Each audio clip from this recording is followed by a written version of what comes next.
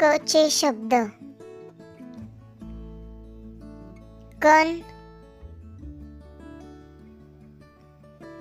करवत, कात, काप, कागद, काजळ, काळा,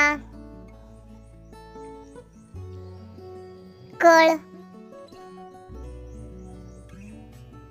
कमळ, कचकच, कान, किमया,